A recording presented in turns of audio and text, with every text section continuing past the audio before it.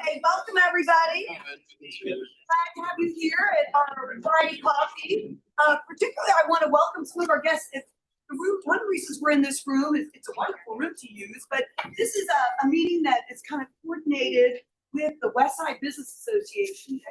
It was actually kind of a presentation that they did that they felt like really would warrant more attention and would be great to present it again. So the Chamber is working with the West Side and the East Side. I won't have you raise your hands if you represent in the Downtown Association and the Chamber. So we're all working together to present this program, and we're really lucky to have our sponsor, Casas, here today, and operates our printers from Central Bank and Huber. So welcome. We're going to go ahead and start the program.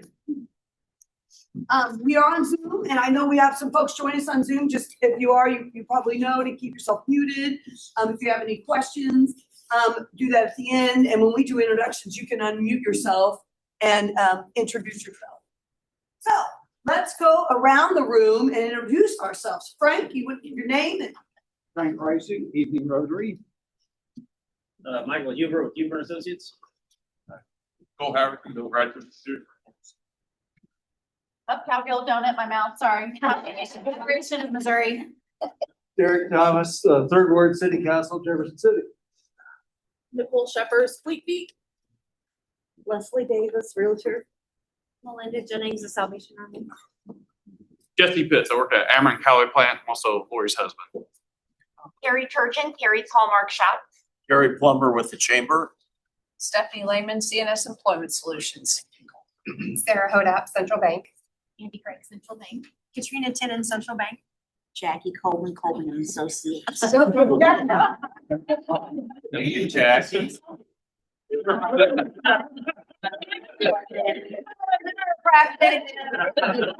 I think my mind was someplace else. These are Jackie, since we're on the roll here. Okay. And Deb, do you want to introduce yourself? Yeah, everybody. It already did. I know. Sorry. Good. All right. Michael Bates, Dietz Enterprise. Donna Dietz, Dietz Enterprises, High Street Retreat. Matthew Brooks, Minmo Tours. Libby Hafley, Capital City Casa. Jamie Meyer, Custom Promotional Branding. Michael Lowe, First Minute Bank and Trust Mortgage and Mid-Missouri Referral Alliance. Jay Moore, Cole County Auditor and Chamber Staff Alumni. Rick Lancaster, Private Practice Counsel. Ron Fitzwater, Missouri Pharmacy Association, Mayor of Jefferson City. Kelly Crawford, The Auto Shop is our business, Relay for Life, and also Jefferson City Rotary West. Mike Lester, City Council, Ward 2. Tim Tenen, Red Slipper Water Project. Dan Basil, available. Cindy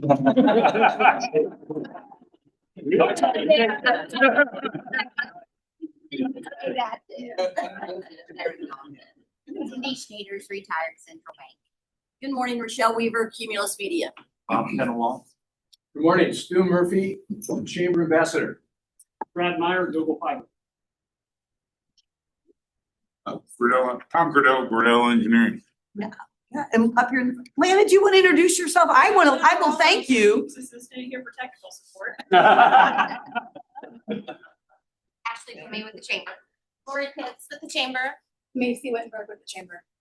Okay, you I can introduce myself, Tim. yeah. Hi, Pete Selenke. I am with Central Bank. Tim Hillman with Huber Associates. Okay, let's see. Is anybody online want to unmute yourself and introduce? Hi, this is Janet Ware-Inlow with SSM Health St. Mary's Hospital. Happy Friday. Paula Benny, CNS Employment Solutions.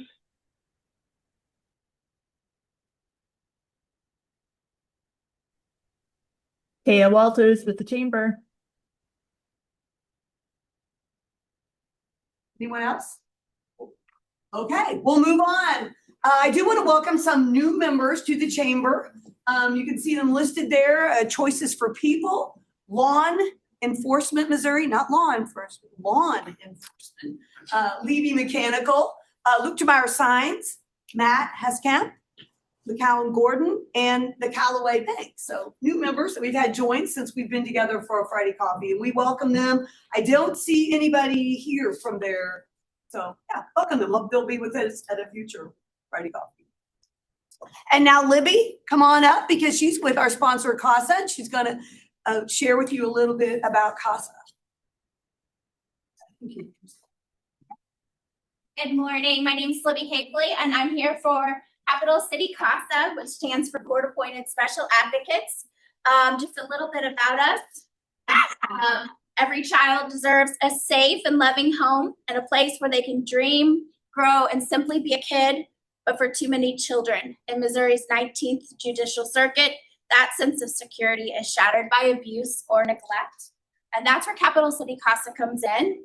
Our story is one of community members who refuse to look away, volunteers who stand up and speak out for children when they need it most. We carefully screen, train, and empower compassionate individuals to serve as court-appointed special advocates, CASAs as we call them. These advocates walk beside children through the uncertainty of the court system, ensuring that their voices are heard and their best interests are front and center in every decision made. Together, we believe in more than just protecting our children. We believe in helping them find safety, stability, and hope for a brighter future. Because every child deserves not just a home, but a permanent and loving one. So we're here. We're always looking for volunteers. I think right now we have about 20 kiddos waiting for a CASA. We've got a training class coming up in January and another one in March. We're happy to sponsor this morning's breakfast. So if you have any questions, I've got some information out. Can you mind advance a slide? And I will say, Libby is filling in. You've seen Darcy, great, and that's mine. And so she's filling in. Darcy wasn't feeling well. So Darcy put together, I think you had 2 slides. So I think that is your mission statement. And then there is our contact information. So yeah, any questions for Libby? Would you have to work tonight? I'll go get it. Okay. Tim and Red Slipper Warrior Project. I did one last night too. Oh, you just have lots of things for your. Yeah, you go You wanna straight to the stand gas there? station to buy spotter tickets. Yeah. You present?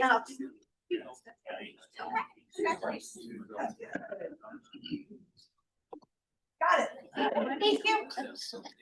Thank you, Libby. Filling in. Thanks Glad for you- having us. I think she said you were about your 3rd stop this morning. I think this is a busy lady. So thank you for being here. We appreciate it.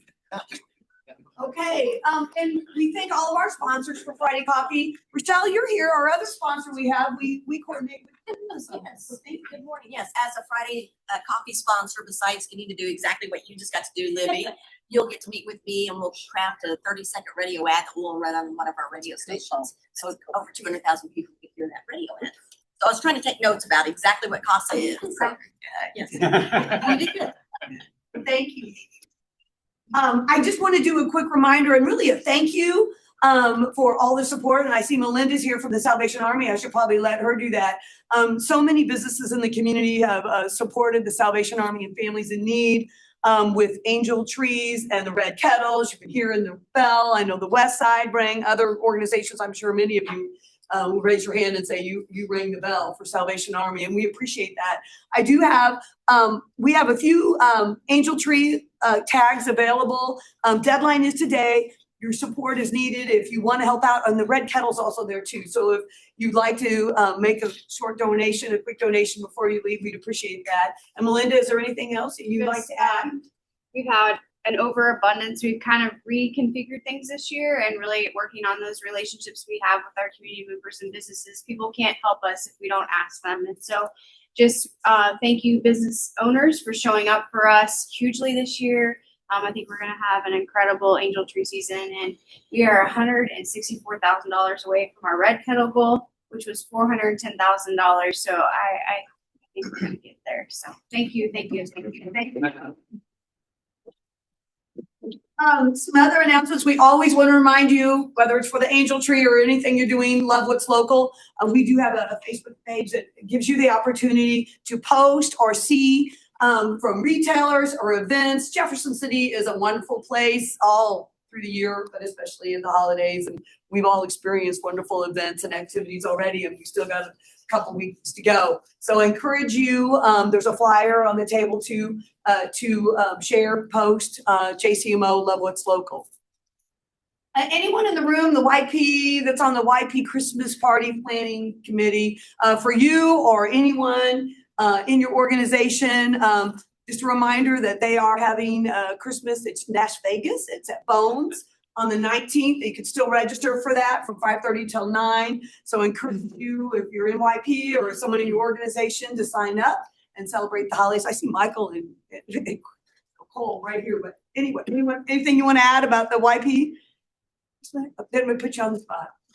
Feel free to come to it. Jack's gonna come and do line dancing, so. Right? She asked if she could. Not teach, learn. All right, I'll turn it over to Lori. Yes, our Women Connect group has a mingle and mantras for the new year. Women Connect members are invited to come to this. 232 downtown is an amazing venue, and we get to go there again to view it. So if you're not a Women Connect member, thinking about joining, so you can come to this event. Obviously, men, if you know any women that you work with or beside you, they would love to join us for this event. It's a lot of fun.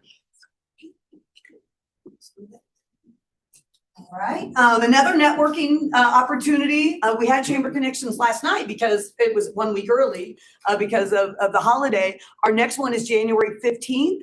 The location is at Big Whiskey, and Mid-Missouri Referral Alliance, like Michael mentioned, is our sponsor. So we're looking forward to being there. That's from 4 to 5:30. Opportunity for you to exchange business cards, just network casually at Big Whiskey. So I encourage you to attend that.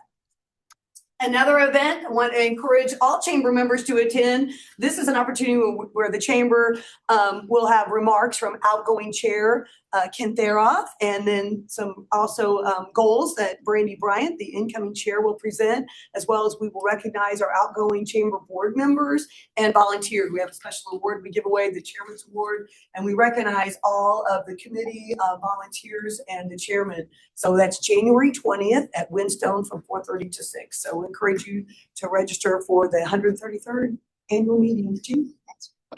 Lori's back up again. All right, this is my favorite event. I would have to say it's Women's Symposium. Ashley, Jackie, I see you over there.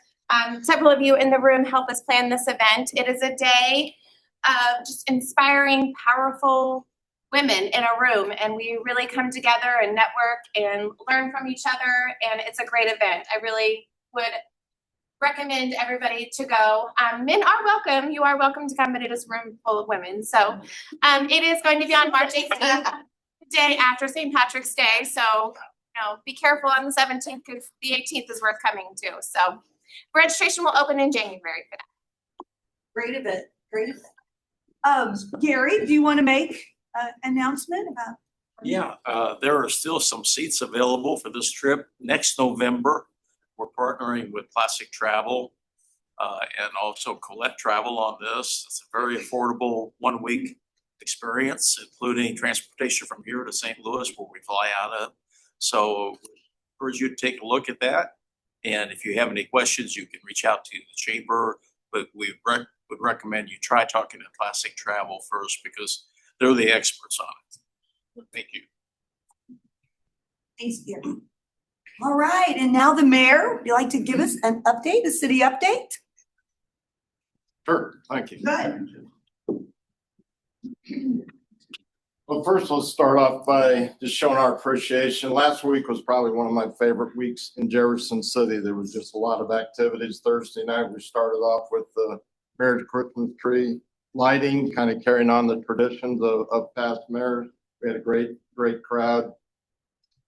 Friday night, we had Living Windows downtown. We had a great crowd down there. Thanks to all the downtown businesses and other folks that were involved. And then Saturday was probably the cap of the week. We had the Christmas parade.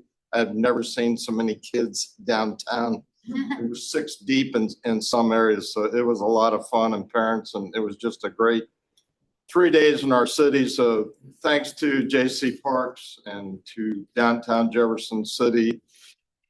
Who am I missing? The JCs who helped with the the parade, and it was just a great time in our city to celebrate. There are a lot of exciting things going on in our city, and hopefully you're catching on to it. And much of it is because of the people in this room. You guys have really been the cheerleaders for the town. We've got a lot of exciting things going on. We checked off an Olive Garden, so yeah, that's what in town. We gotta have an Olive Garden. So if you've been over by the courtyard complex over there, you'll see that that is beginning to pop out of the ground. But I'll try to give you a real quick tour of some of the projects going on. Again, if you want a professional tour, see Matt. I mean, he'll give you a better tour of the city. But I'm going to start, kind of take you down Capitol Avenue. We've got a lot in the 400 block. Senator Gregory will begin on his property and at the 400 block.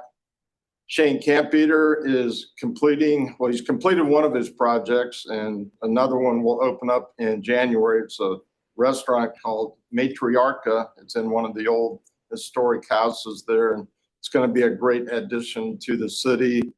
Association of Counties has the old funeral home on the corner, and they'll be beginning the process. You'll see that fenced off. So a lot happening in the 400 block. In addition to, on the other side, Missouri Chamber of Commerce is going to invest some dollars in kind of upgrading their building. You know, they saw everything else that was going on. Moving down Capitol, we've got a lot of projects going on in the Chestnut Street down at the old MSP site, and then what the state's doing on the other side of Chestnut. You'll see that that building is getting close to completion, at least on the inside, and there's a lot of site work. I don't see anybody from Parks, and usually when I say that, I miss somebody, but we've got the River Market project down on the backside of the property the city owns, and we've got some expressed interest in some of the rest of the MSP site, and we're working with a group now to possibly bring a very exciting development to that part of town, in addition to working with the state of Missouri. So there's a lot going on Capitol Avenue. The big project, the exciting thing is our convention center project and the conference center, and it's still progressing along. Planning and zoning had a meeting last night and took another important step. We'll have a public hearing Monday night on a piece of the project, and council has been very supportive and continuing to work on that project and move it along. Quickly go out to the west side. A lot going on Edgewood. Our Wildwood extension is just about ready to open up. That opens up a whole new section of the community, some in the city, some in the county, and we're working with some of the landowners up on the top of the hill. I mean, we have great visions for what that quadrant looks like over the next 5 to 10 years. But John Farr is putting a project up on the top of the hill. You probably saw a barn pop up if you drive Edgewood that no one ever knew was there, but it was hidden by the trees. That barn will eventually disappear as some of those beautiful homes start to be built on that hillside. Corn growers are building a new building down just on the other side of Ria's. Of course, the Primary Care Association is about ready to, I would say they're within a few months of their beautiful building there by the VA clinic. So there's a lot going on the west side, in addition to a couple housing projects. Up on the far north side, in the Councilman's Ward, Unilever is completing some of the design, or some of the development work on their project and expansion. Part of the project is already completed, a new product line that they brought into the city, and the city council worked with them, in addition to expanding some of their warehousing space. New housing development up on the far north side, Savannah Place, so we're excited about that. The exciting news this week is we were awarded our second low-income housing tax credit project, a LIHTC project. 2 years ago, we got Stronghold Landing, which is out on the far west side. It's a 40-unit complex.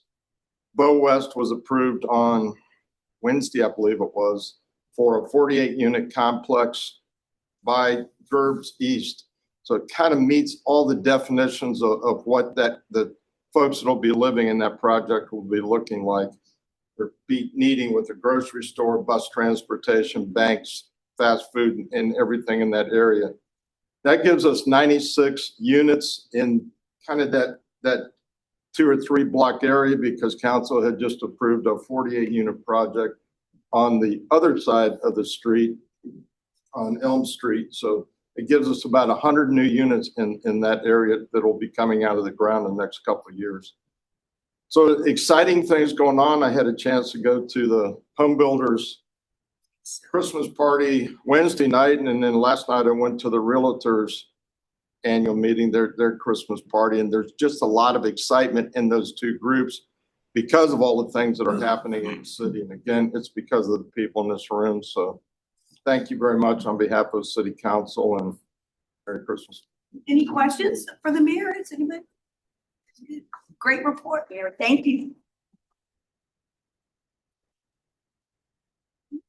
Okay, and now for today's program, I'm pleased to announce I'm not going to do official bios for these folks. I'm going to let them tell you a little bit about themselves. We have Pete Selenke from Central Bank and Kent Hillman from Huber and Associates. So I'll pass over the clicker and you let you two take it away. And once again, I appreciate you taking your time and giving us this presentation, and Huber and Central Bank too. So thank you. Thank you very much, and thank you, everybody. And I think they're giving us 20 minutes between the two of us, and I can barely introduce myself in 10 minutes. So I think we're already done. So my name is Pete Selenke. I am the BSA officer for Central Bank.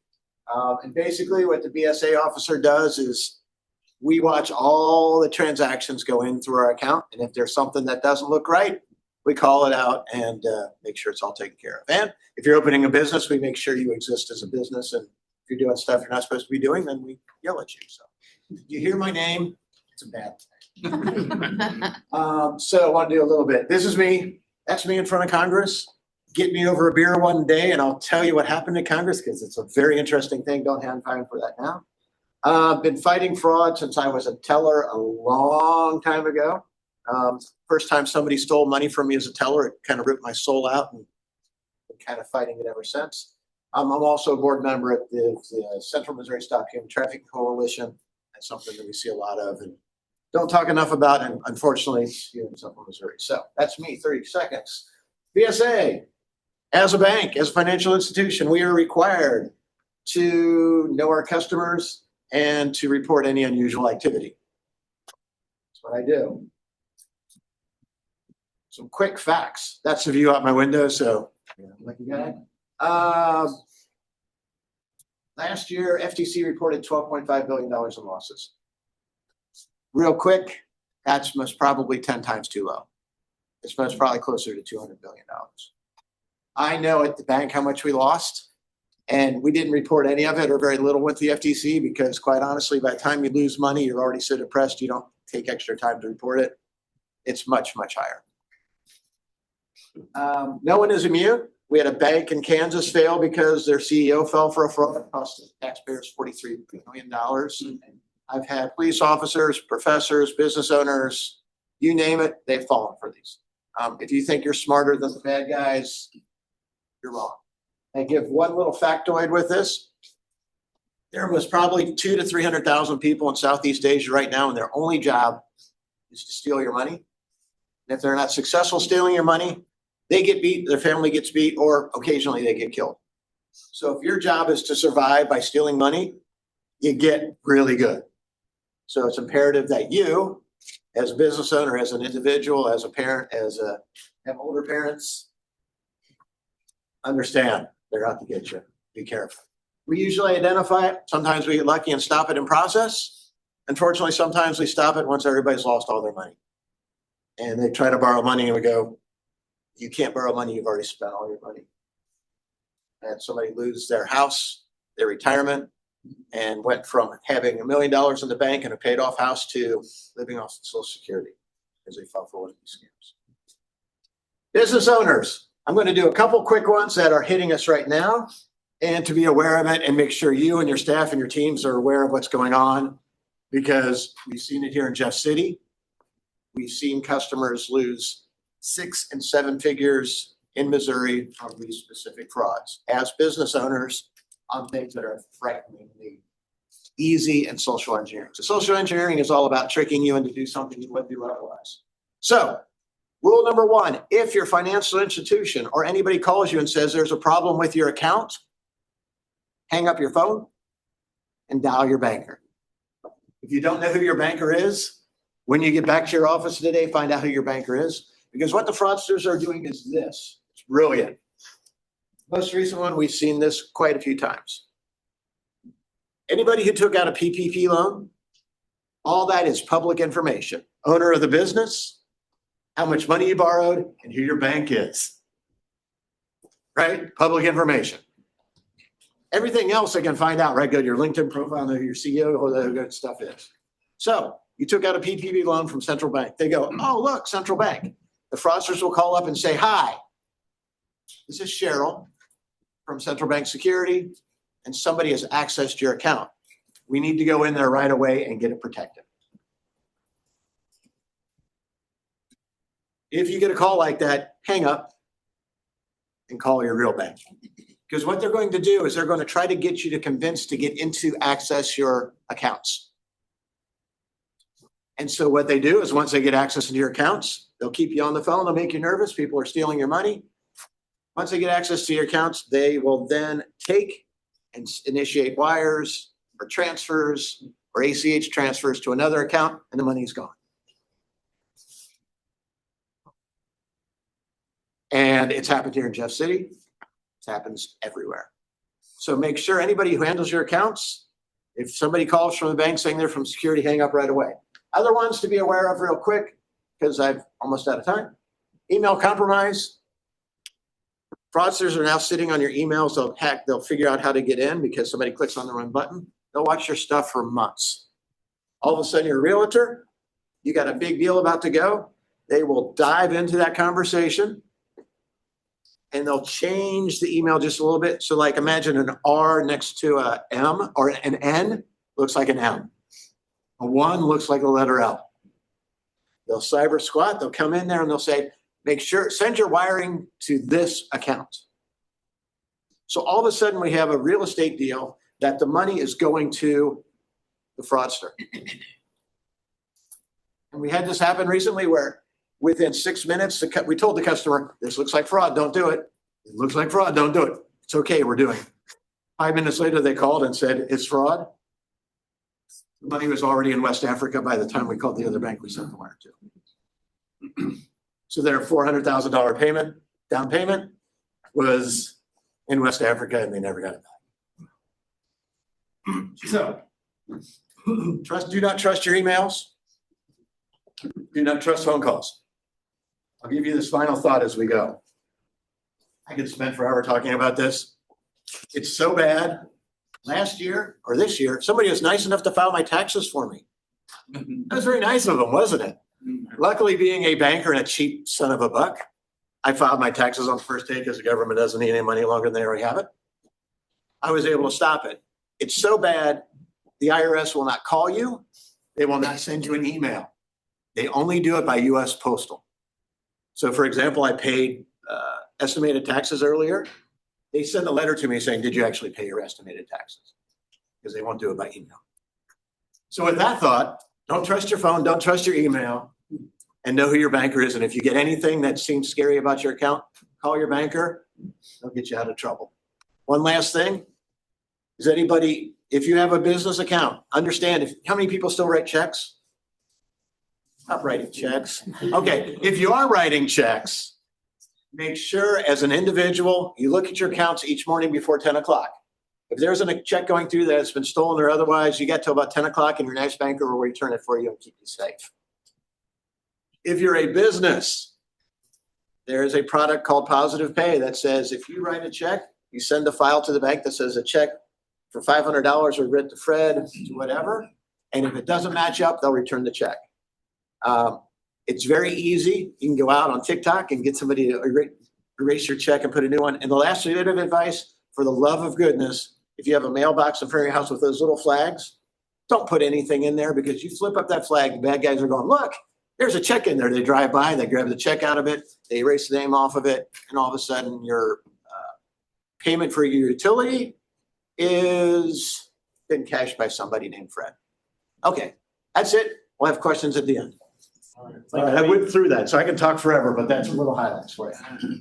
Well, Clicker feed? Oh, yeah, just click on through. I'm not very good at clicking. Yeah. Yeah, whatever. Questions. We'll ask questions later. So I'm Ken Hillman with Hillman Associates. That's my boss. We're negotiating pay, so. Actually, all kidding aside, so a lot of what Jesse discussed there are, we kind of cover the same things. We could talk for hours, and the reality is that it's happening. It's more prevalent than most people can possibly imagine. A lot of our clients that have an active security program, we have a SOC that's staffed 24 hours a day that's actively taking feeds from our tools that are monitoring their business, their networks, and it is active and busy all night long. And there's what we call drive-by attacks, which they're just sitting there and they've written programs, and there's bots that are going out and trying to attack companies' networks. But certainly there's social engineering occurring all the time. And so at a high level, we talk about the rising threats. A week ago Monday, we got a call, end of the day. Our SOC got a call from a school here in Missouri, big school, and they had been breached.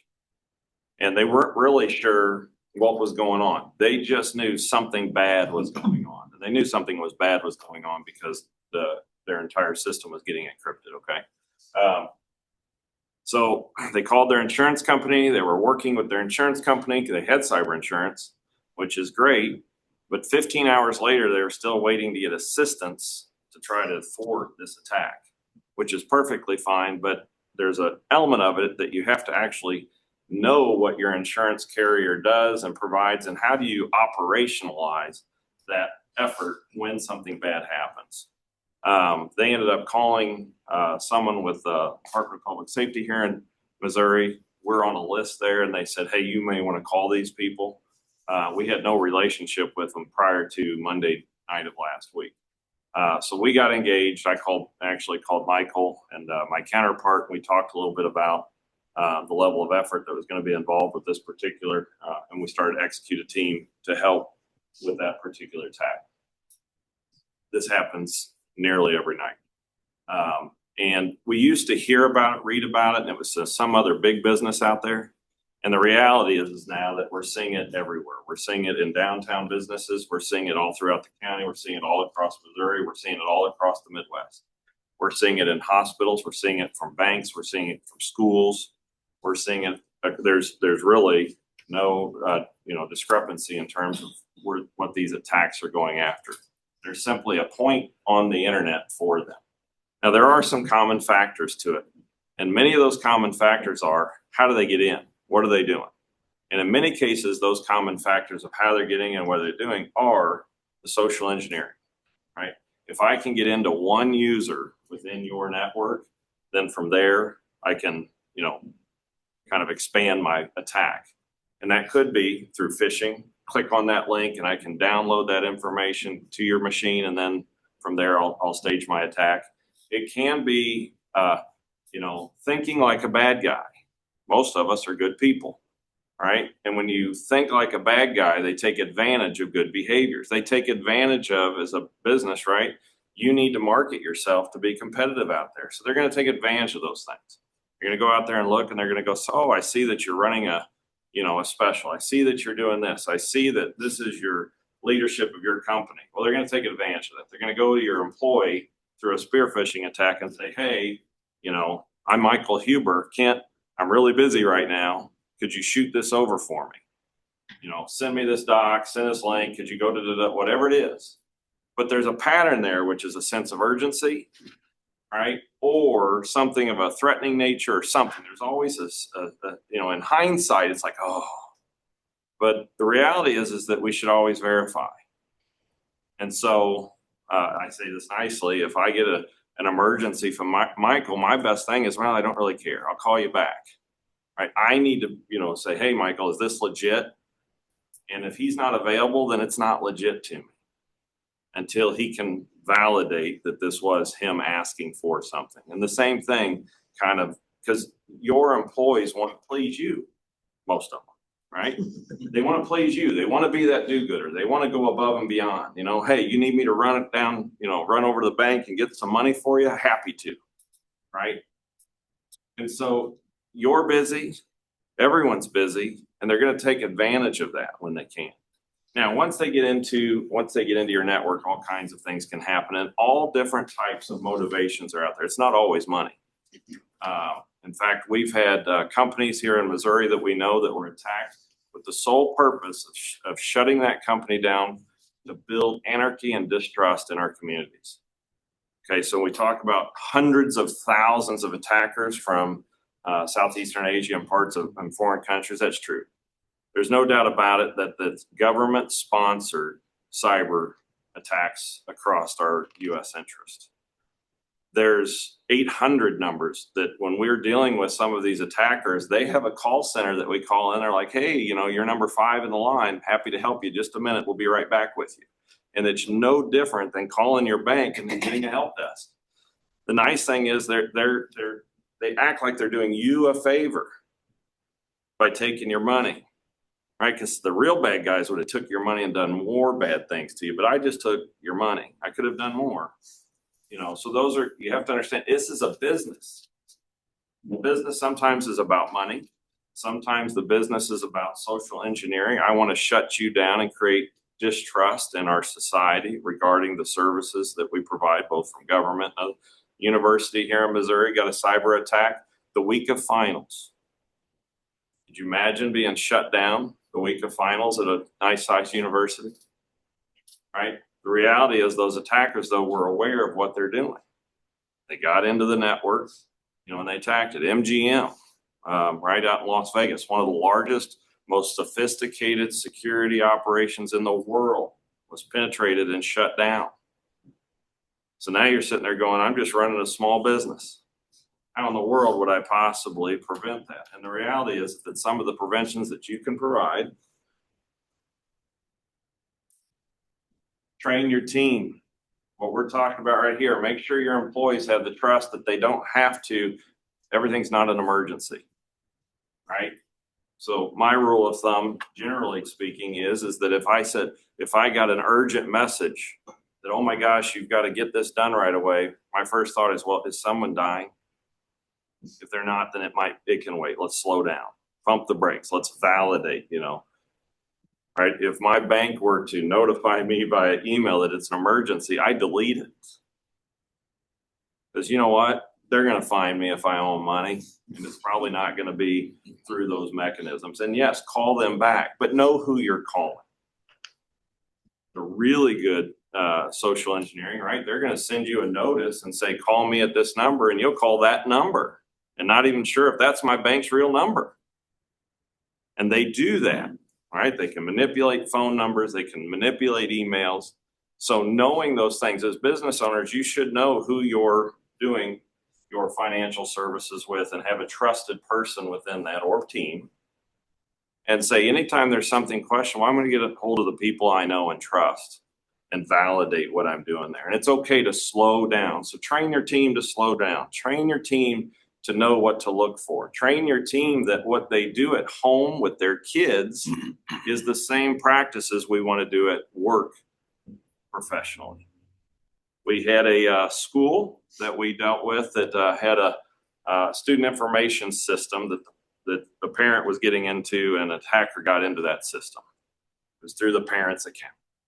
So looking at how did they get in, we realized that how they got in is they actually got into the parent's home network, got on their machine, stole their credentials, and got into the student information. Now, why did they get on the home network? They got on the home network because their kid was playing a game online on the home network, got into an argument with somebody from somewhere around the world, and didn't realize the person they were arguing with was one of those sophisticated attackers in the world.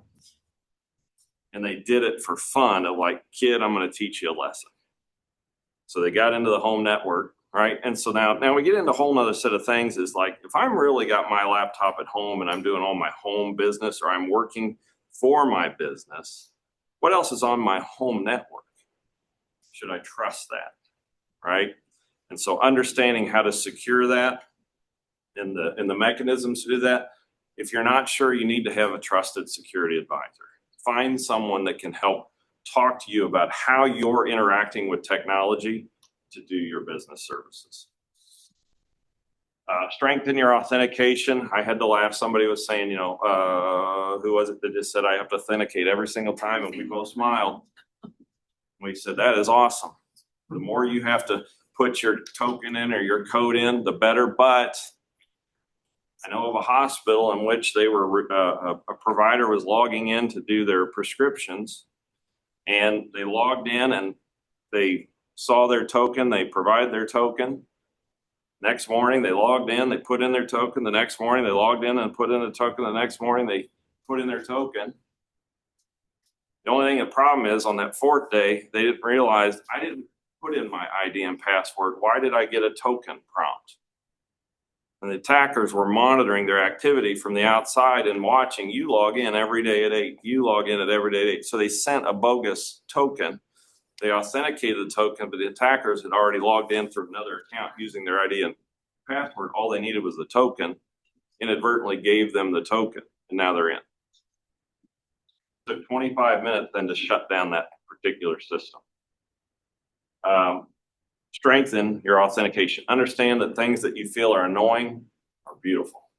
Like me, I'm a good person. But update your systems. This is tough because it's an investment, right? But make sure your devices that you're using, your iPhones, your Androids, your laptops, make sure they're running updated.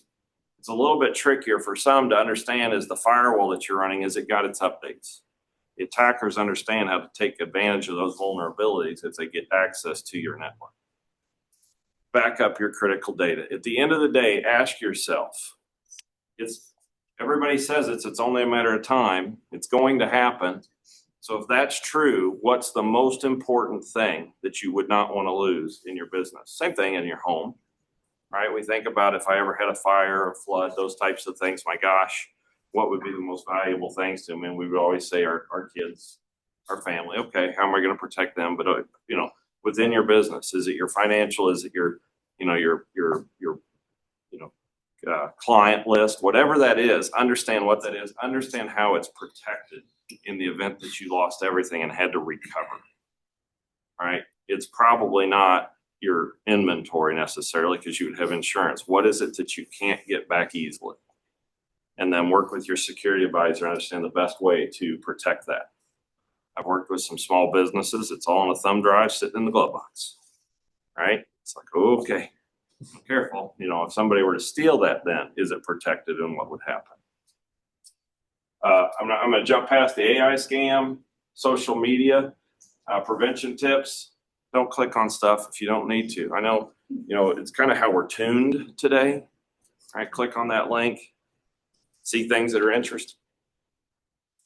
If you can, it's a work-life balance. A lot of small businesses struggle with this. Don't let your employees do personal work on your work network. Here in Jefferson City, we had an adult that went out and downloaded their kid's baseball schedule, and embedded in that baseball schedule was malware. Got onto their machine, pulled all their contacts off their machine, had their phone numbers on those contacts. It orchestrated a text that went to those people, and it said, hey, this is so-and-so, and it sounds legit because it's like, hey, I know Kent. He's texting me something, and in that text had a link in it that said, hey, check out my kids, whatever. I want to see kids, Kent's kids, whatever. Clicked on the link, saw a little video, and I was like, that was weird. Wasn't even a kid, Kent's video. Didn't realize, but then that had downloaded malware now to their systems. Took about 15 minutes to infect, over 200 devices because everybody writes clickbait. Now, it was staging an attack, but what it was doing is it was allowing those machines to beacon out to the bad actors. Okay, the bad actors are a business. I'm going to finish on this. Understand that to them, it's nothing more than a business. So there's two sides of that business. One, there's a group that's going to say, I'm going to figure out how to get onto your machine, and I'm going to sell access to your machine to somebody else. Those are the bad guys, not me. All right, then the bad guys are going to buy that from me, and then they're going to be the ones that orchestrate the attack against your network. right? When we talk about some of the fraud that's occurring, when we talk about, hey, your Amazon order, fill in the blank. I think I saw this morning, 70% of all books are sold through Amazon, right? We're all clicking on it. We're buying stuff. We're having it shipped to the house. Well, we're also doing those transactions through that. The fraud that's occurring there in many cases is orchestrated, again, overseas. It originates overseas, but there are elements of it that occur here locally. So in many cases, there may be local supervisors that oversee local mules that actually assist with the transfer physically of inventory or money. Okay.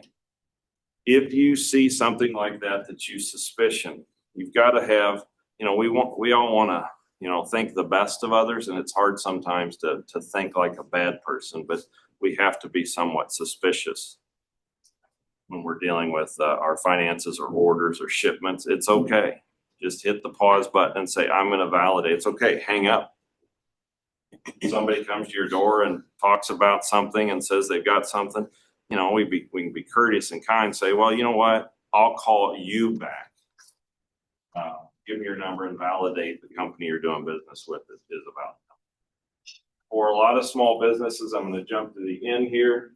There is a group out there, CISA, and I'll share the link to them, but CISA has a lot of tools, free resources, tools, and information for small businesses that it is time, but they will come and they might even do a scan of your network to see if there's any vulnerabilities. So there's a lot of free services that they provide out there for small businesses that we would encourage you. These don't cost a dime, right? In order to take advantage of. And I would encourage you, if you're not sure where to start, you start there. And then again, finding a good partner. I'm going to go ahead and hit pause and then open it up for Q&A. Is that? Yeah, why don't I need both of you to come up and Pete, did you have some more follow-up? Oh, I always have more follow-up, and I think the most important thing is just be slightly paranoid and make sure your team is slightly paranoid. And it's okay. And I think just waiting and being patient. I'll give one story to kind of finish it up because it's a classic way to think about it. My dad called me and he goes, is Michael, my oldest son, okay? And I took about half a second. I went,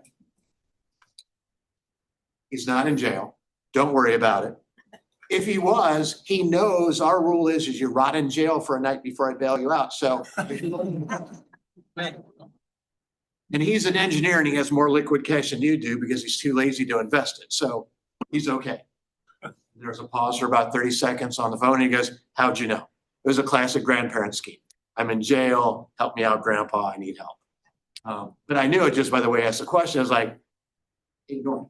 And so just slow down, be paranoid, and trust no one. We had an interesting one similar to that where they reached out to us via text and said they needed something. So we just gave them a bogus question. If you know me, you knew we're Hillman Associates. I said, oh, we're in Jefferson City. If you knew me that well and if you knew us that well, and I simply said, you know what, let me run down to the Olive Garden and pick that up. You can say that anymore. As if they knew it. I know. You can, there's leading things out there that anybody that knows you would know, right? That's not legit. And they're like, yeah, that'd be great. Run down there real quick. Well, we already knew before we started that dance. And so there's ways of validating, is what they're saying makes sense. They'll impersonate your kids. They'll impersonate your spouses. They'll impersonate your parents. They'll impersonate your minister. Anybody they can get. You don't care. It's just a way to let you, any way I can find that you let your guard down. As humans, what are the ways, what are the things we're most sensitive to? They're going to make us let our guard down. Kids, some of our kids, maybe not all of them. They're all adults. I don't care. Questions, yes. What's the pig butchering thing? Okay. Pig butchering. Okay. Pig butchering, it's a Chinese word that means eat from the tail to the snout, something like that. So it is effectively Have you gotten those little emails that says, I had one yesterday, it's like, I'm coming into Kansas City. You still live in Kansas City, obviously I don't, but you'll get those texts. Those are guys sending it out. And so what they do is they begin to think that they know a whole bunch about crypto and they get you to invest. And they're really good at it because they'll have an app on your phone that says, here's all my investments with this crypto company. And you start cashing, because you're making tons of money and you're making tons of money. You start cashing stuff in, you start borrowing money. And all of a sudden you go, I've tripled my money. I want some of it back. When you go to get it back, either they'll go completely mute or they'll go, you just need to pay your taxes to get your money out. You have no money because you've invested it all in the scheme. Then you go to your bank and say, I need to borrow money to pay taxes. And the bank, now we've seen this a few times, more than once, say, if you're selling a security, you just hold the money back and withhold taxes. And they're like, they realize they lost all the money. So it's a scheme where they get you to invest in something. It's an investment scheme. It's a classic. And they're showing you positive results, so Yep. that's how they're letting your guard down. Oh my It's God, really we good. made $100. Yep. And it's beautiful because it's all in this app and actually shows your money going up, up, up, up, up. Too bad you can't get to it. So you said don't let your employees do their personal business on the company email or computers, but how do you can make a policy that says you can't do that, but how do you actually block it? Well, there's a lot to that question. It certainly starts with the ask, right? And again, it starts with the ask. If you start to have issues, there are technologies you can put in place that you're going to filter that they can't get to certain things that would be. And it's a tough one. Listen, people used to go to work to get good internet. Now most people have better internet at home than they do at work, right? Or on their phones through their cellular. But it starts with a policy, trust. Right? We all want to trust our employees, and it's just a simple ask that, hey, we're trying to protect our business network, and I should have an employee agreement that says I'm not using the right work device, work network for personal use. Or at a minimum, they should ask. Some people are coming to work because they think it's more secure, right? But then they're doing insecure things. So a policy, and then the next one is there's technologies, from again that are going to prevent them from doing certain things. Yes. Is it a danger to respond to an email? Yes. Yeah, absolutely. Yeah, I'll just tell you that right now before you even finish it. Don't respond. Just go back to I read email. Michael needs to shut his ears right now. Email to me is not that. It's not a crisis. It is not a, if it's that important, you're going to call me, right? If it's an emergency, you're going to call or you're going to contact somebody, right? Could you imagine I'm going to email the police department that, my house is being, invaded? Of course not. You're going to call. So the same thing. We get so busy, right? All of you are so busy that you're just trying to do a million things at once, right? I'm on my phone checking email and catching up on email, all that stuff. But that very nature is chill out. Just look at, I guarantee when I'm done, I'm going to have probably 100 to 150 emails this morning. So, that they're going to overwhelm you with noise and they're going to try to get you to take that one. There's so many good ones out there, right? Depending on the business owner, right? If I just sent you something and said, hey, I am so sorry, but, here's my letter of resignation. Right? Oh my gosh. Most of you've got those key people that you go, oh my gosh, your heart stops a little bit, that it's hard to find good people. What would happen if I lost somebody and I feel like I got to click on it and sorry, I had to send it from my personal account. Tears me up that I had to do this. You're going to click on that thing many times. If they were that great employee, would they probably call you? You'd hope. And have a little human interaction with it. I'm not going to click on that thing. Right? So there's so many ways to manipulate your emotions to get you to click on something.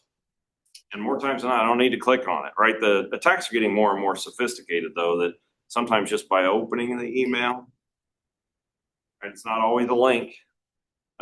So without getting too technical, just do the preview. See the preview and the subject. Does it make sense? Should I be getting this right now? If I'm being asked for a financial transaction that's outside the normal cycle, that's an alarm. Delete it, call your bank, right? Or call that partner or call that vendor. So your key vendors and suppliers know who their contacts are. So if they send you an invoice, you want to pay them because you want to maintain a good relationship with them. Know who you're dealing with and call them. And not the number on the email. Not the number on the email and not the link on the email. Not the link on the email. Don't reply to the email unless you know and have vetted that. Again, there are tools within your mail systems that can check, you know, is this the actual account? Again, I hate to say it, but some of those things just cost money. But they can authenticate that it's coming from teamhuber.com and it's really coming from us and not someone else. Those things aren't free, unfortunately, right?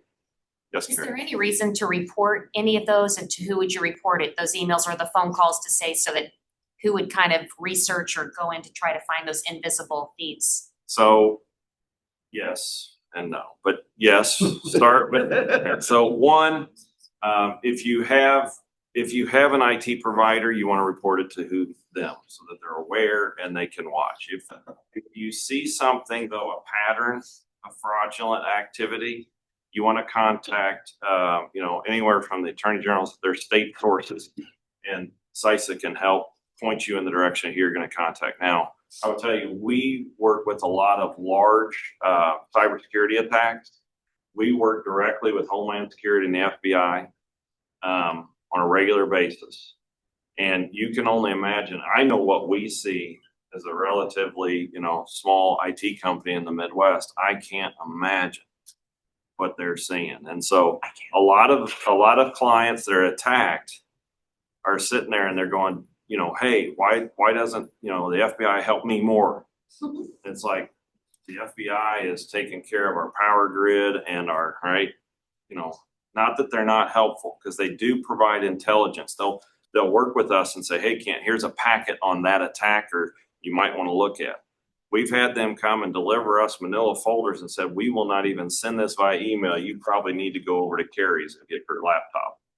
Take it away from her. I'm just, but get away from her, because there's an active something happening on that. And they know it because they have confidential informants that are sharing information with them and saying that your stuff's for sale. So there's a lot of good things they do, but in the instant of, they may not be there until day 4 or 5, depending on what's going on. So sharing that with the state is always good, because they might be tracking these groups. It doesn't mean that they're going to be able to do anything in the immediate.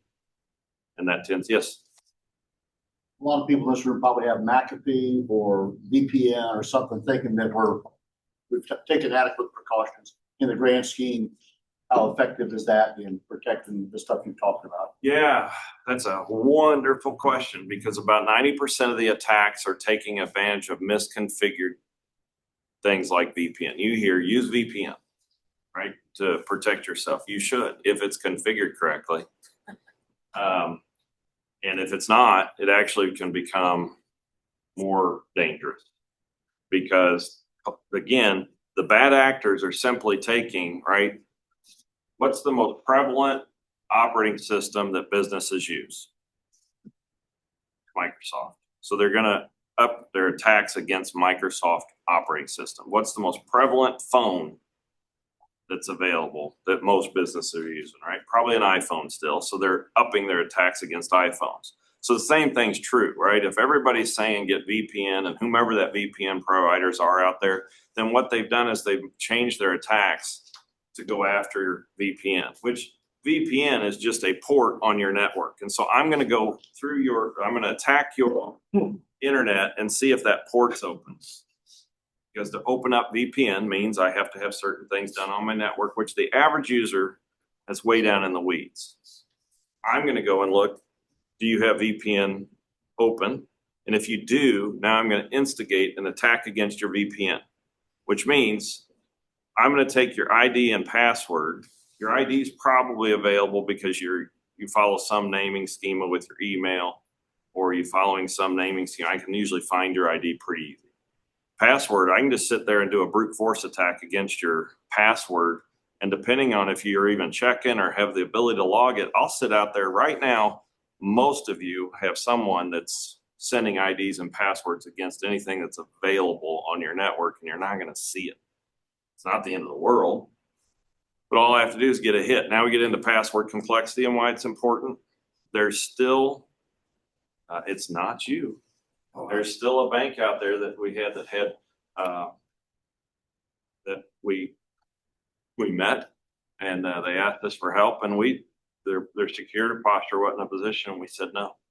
Their password complexity was set at 0, which means I could literally type in a single character for my password. Okay. So again, Trust me.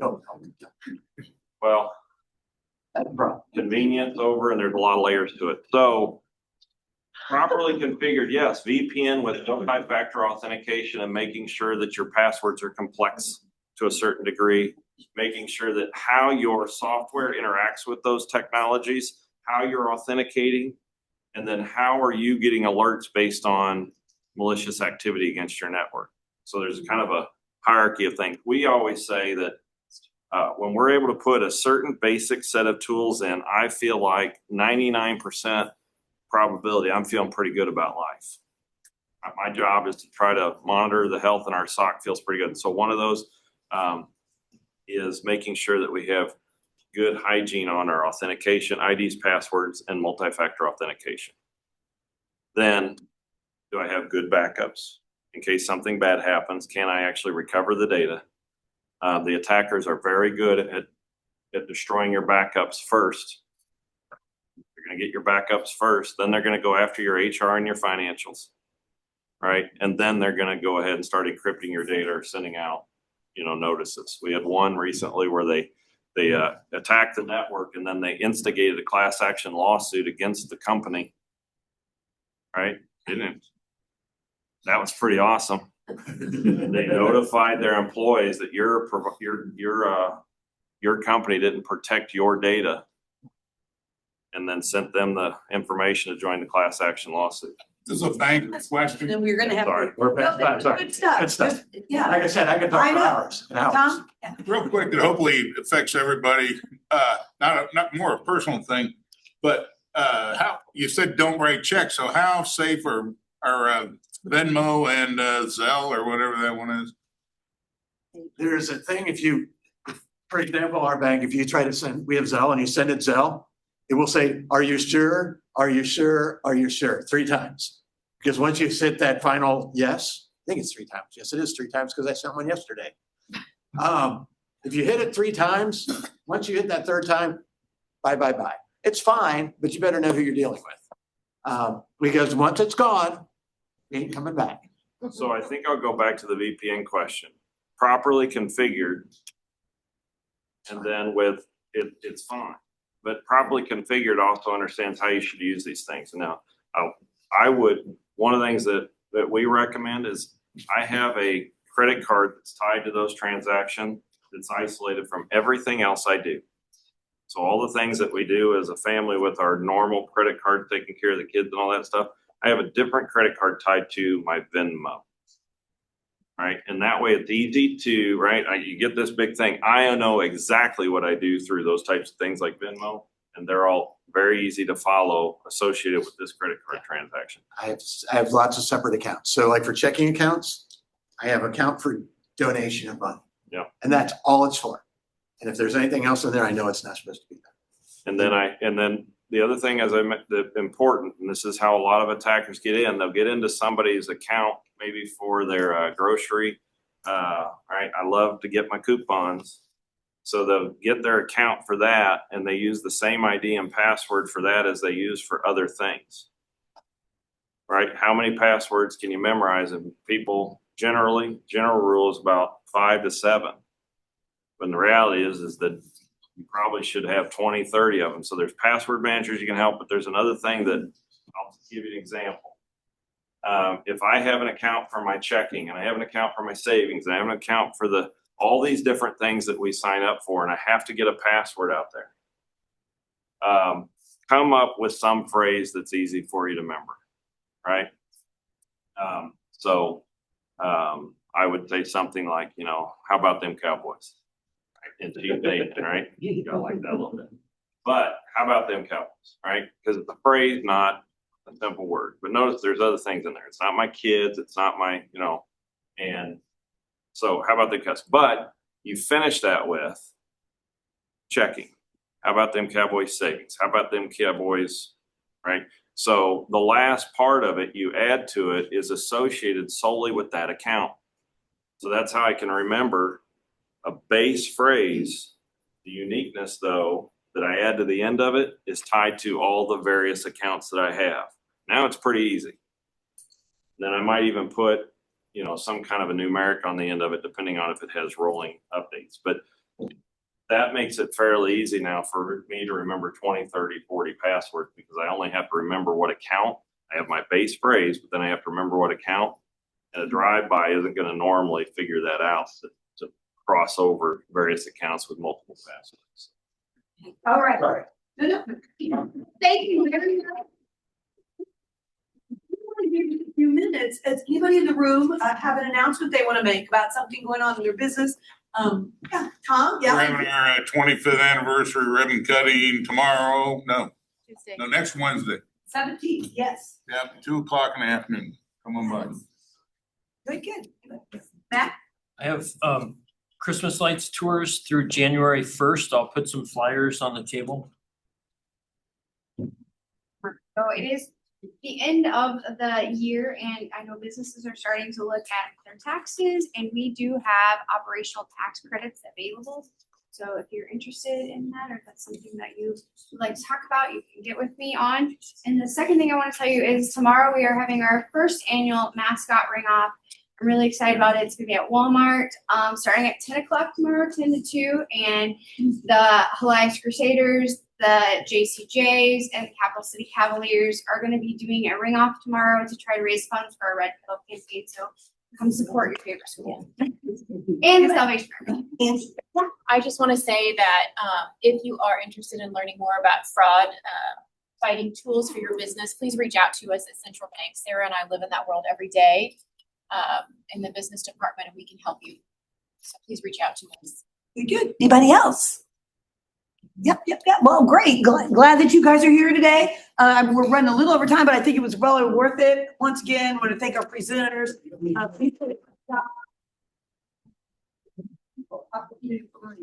Well, happy holidays. Merry Christmas, everybody. Thanks for being here. Hey, Bethel, I need to get some. Yeah, I have it. You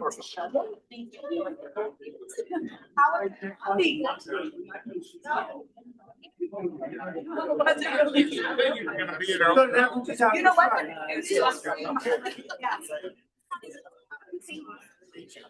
Yes, right. That's too far. It's bad.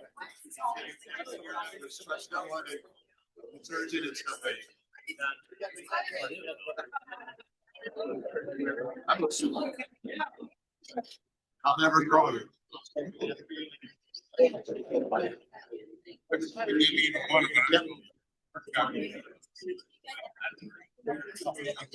Okay, but we understand. That's what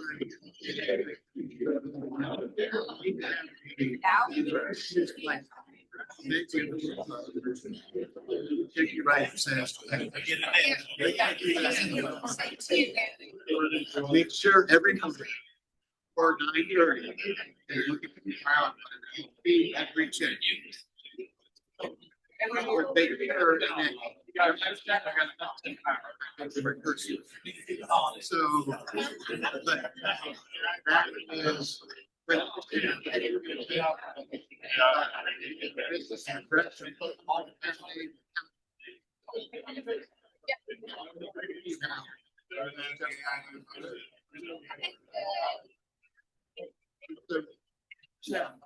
it's basically a window to your church. A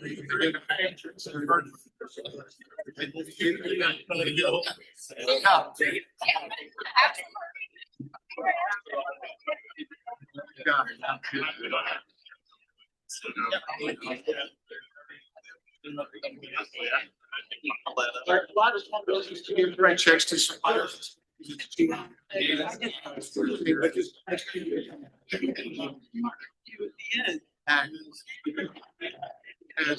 Enjoy business, if you put it on the business side, you have that much.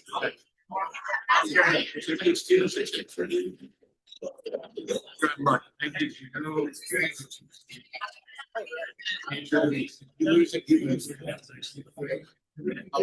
Everybody was so engaged.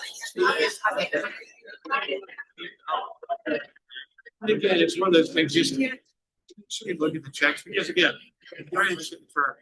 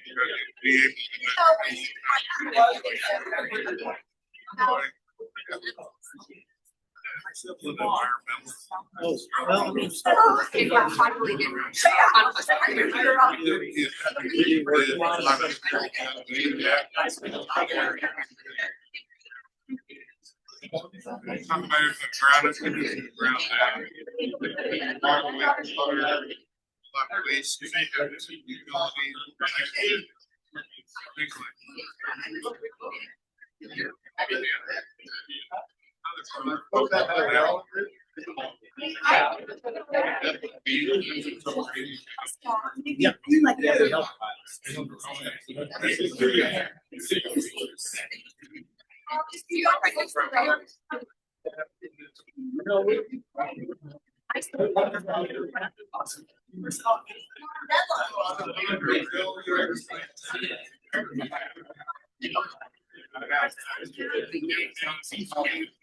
People aren't.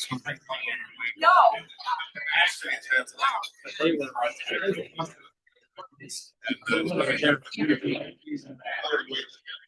Yeah, first of all. All this attention to this. Oh, that was fun. Yeah.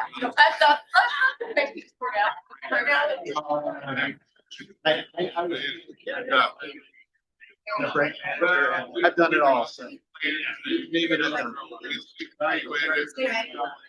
All right.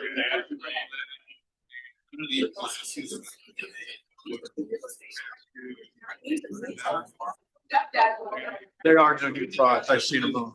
Actually, that's not true. I did find a new one here.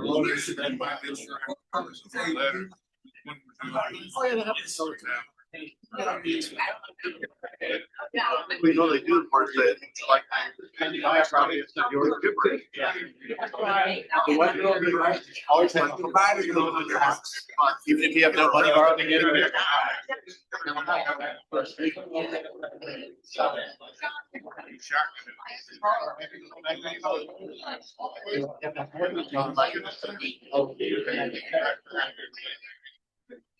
Gives you a little more extra.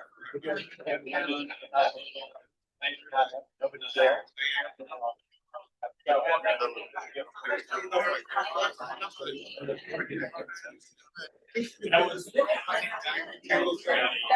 That's good. I didn't think about that. It's steal everything.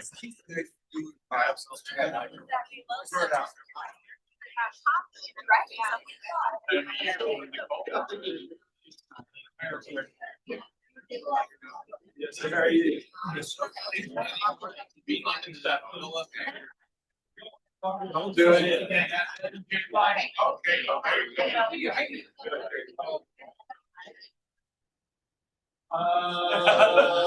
She texted me.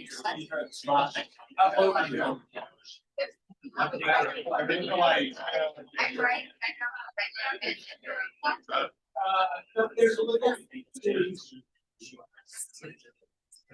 Hey, did you hear that?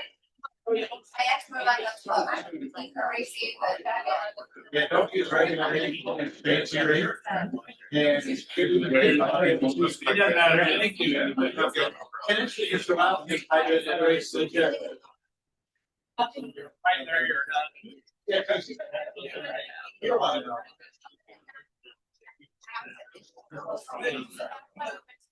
You can do Cheryl or your house. I know that it's obvious. I've never done.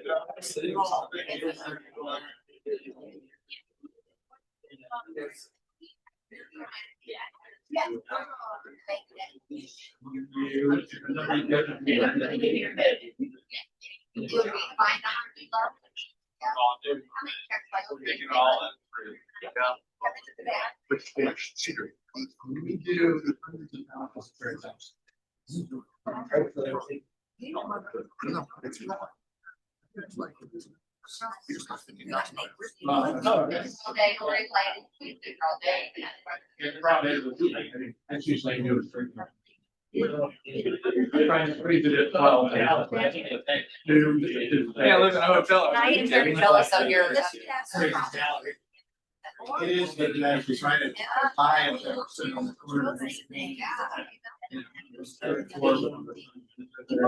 If you want by right now. I've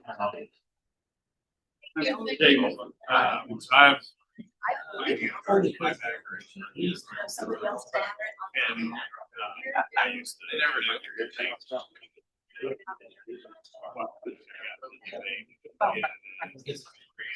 Well, you know.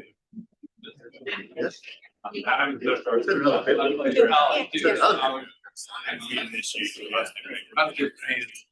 great for large business. It's not real good for small business. I can do that. It's the timeline that when you're not generating an objection to download a file, you have to go in online and key the information. That's if you say. That's what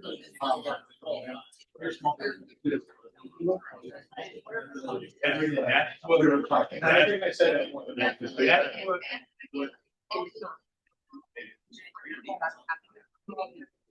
That's a slam dunk. That is.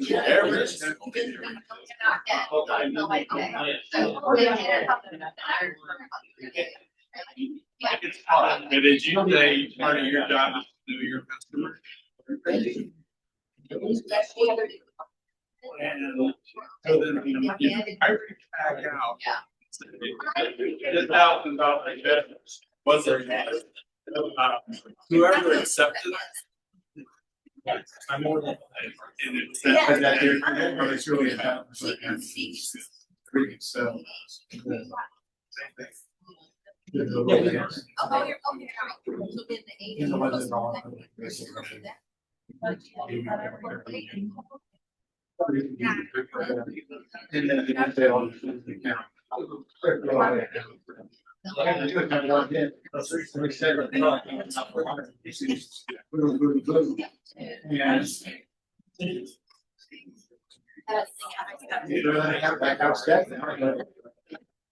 Yeah, I run. I block.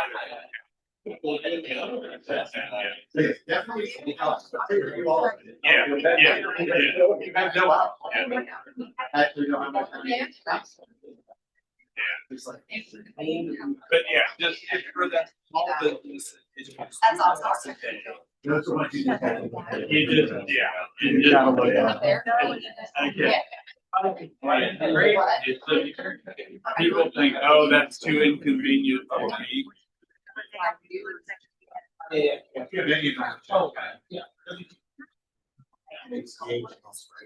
That's. It's the bottom line. Wait till I already go down, so make it kind of like me. Try and stop, something.